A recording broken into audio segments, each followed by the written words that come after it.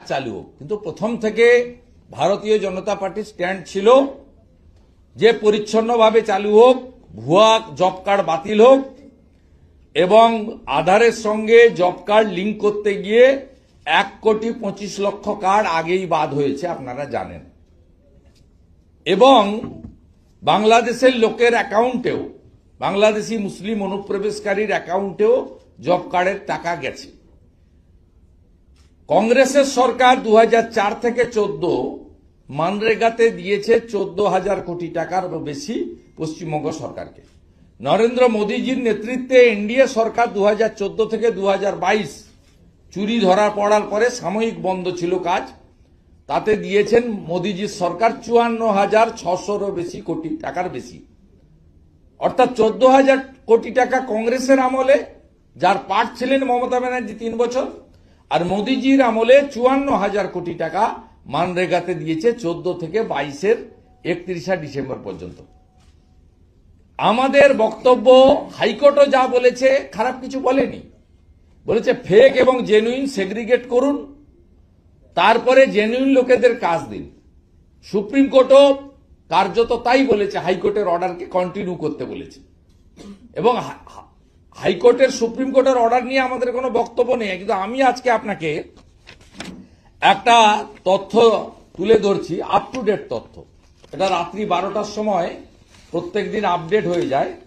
সেটা হচ্ছে, এখন ভারত সরকারের নির্দেশে নো ইওর কাস্টমার আমাদের, অর্থাৎ আধারের সঙ্গে জব কার্ডকে লিঙ্ক করতে বলেছে পোর্টালে।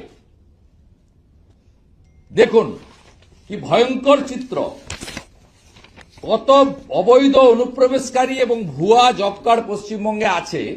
দেখুন, এখনো পর্যন্ত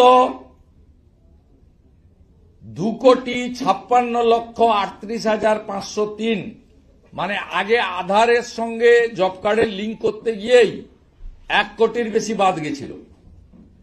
বর্তমানে বাদ দেওয়ার পরে 2,56,38,503, এর মধ্যে সাকসেসফুলি অথেন্টিকেশন হয়েছে 1,60,97,695, এবং গোটা ভারতবর্ষের নিরিখে সবচেয়ে লোয়েস্ট 62.9%। বিরাট অ্যামাউন্ট, বিরাট সংখ্যক জব কার্ড যে ভুয়া, একদম ডিস্ট্রিক্ট ওয়াইজ।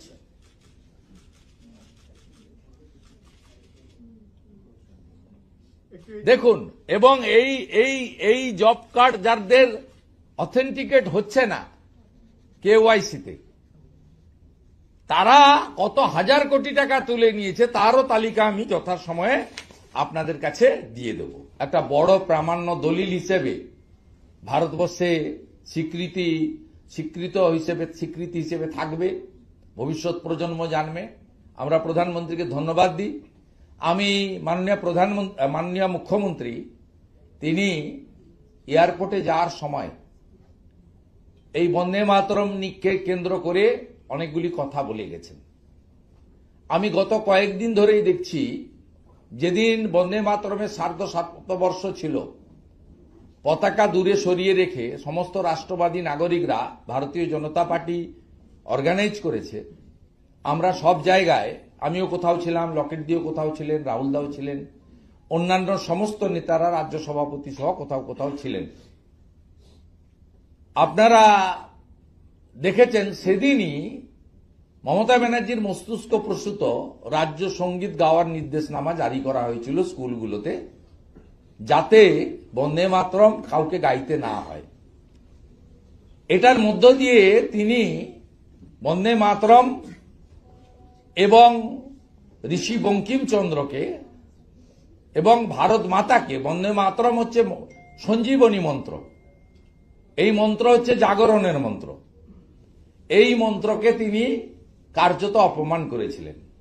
আমি মুখ্যমন্ত্রীর কয়েকটা বক্তব্য শুনেছি, তিনি বারবার বলেছেন বন্দে মাতরমটাকে পুরো গাওয়া হয় না, কারণ সেখানে নাকি সাম্প্রদায়িক কিছু কথাবার্তা আছে। ঠিক একইভাবে আজকে উনি উত্তরবঙ্গে কোথাও একটা যাচ্ছেন, যাওয়ার পথে আজকেও বলেছেন যে বন্দে মাতরমকে পূর্ণাঙ্গ গাওয়া হয় না, রবীন্দ্রনাথ ঠাকুর ঠিক করে দিয়েছিলেন কোন পোর্শনটা গাওয়া হবে। এইটার মধ্য দিয়ে তিনি কি বলতে চেয়েছেন, যে পোর্শনটার কথা তিনি বলেছেন, আমি পশ্চিমবাংলার বাঙালিদের বলছি, আমরা তো মা দুর্গার সবচেয়ে বড় পুজোর জন্য 1 বছর ধরে আবাল বৃদ্ধ বনিতা অপেক্ষা করে থাকে। তুমি বিদ্যা, তুমি ধর্ম, তুমি হৃদি, তুমি মর্ম, তং হি প্রাণা শরীরে, বাহুতে তুমি মা শক্তি, হৃদয়ে তুমি মা ভক্তি, তোমারই প্রতিমা গড়ি মন্দিরে মন্দিরে, তং হি দুর্গা দশপ্রহরণ ধারিণী, কমলা কমল দলবিহারিণী। এই যে বন্দে মাতরমের পূর্ণাঙ্গ অংশ, মা দুর্গার আরাধনা করা।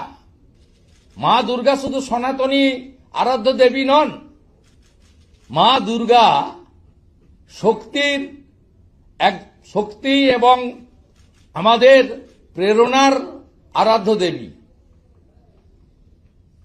তাই দুর্গোৎসবকে শারদোৎসবও বলা হয়, যাতে সর্বধর্ম সর্ববর্ণ এই উৎসবে সামিল হয়।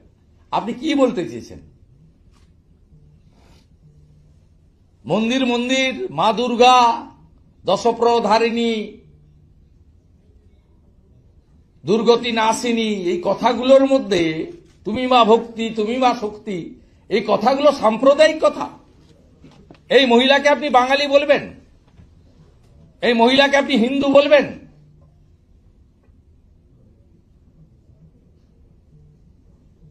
এবারে যেখানে যাবেন ভোট প্রচার করতে, আশা করি গতবারে হুইল চেয়ার ছিল, এবারে হয়তো ক্র্যাচ ফ্র্যাচ জোগাড় করবেন, তো সেখানে এই গানটা ভালো করে বাজানো হবে ওনার কাছে।